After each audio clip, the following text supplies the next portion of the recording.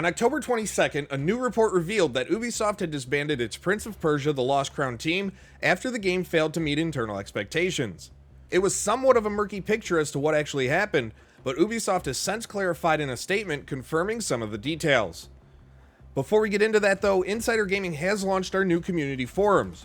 Join the conversation with gamers from around the world in a new community shaped by the discussions that you have.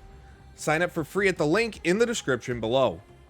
Now, in its statement first given to Eurogamer, Ubisoft said that the Prince of Persia: The Lost Crown team has moved on to, quote, other projects that will benefit from their expertise, and that Ubisoft is focused on making the game available to more players.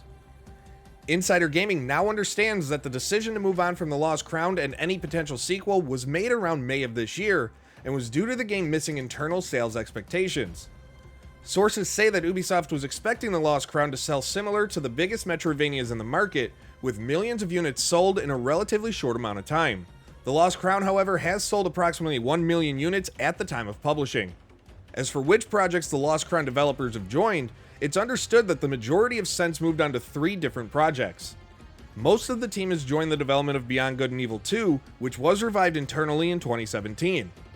Around a dozen employees have moved on to the next mainline Ghost Recon game, currently known as Project Over. And around a dozen more have moved on to Project Steambot, a Rayman remake in development at Ubisoft Milan. Beyond Good and Evil 2 is a project still a few years away, with developers across the entire publisher confused as to why Ubisoft continues to invest tens of millions a year in development, which it's likely never to get back. Project Steambot has also proved somewhat unpopular internally, as original creator Michel Ancel looms over the project as a consultant. Ancel, if you don't recall, was accused of abusive and disruptive practices while overseeing the development of Beyond Good and Evil 2, accusations that he has publicly denied.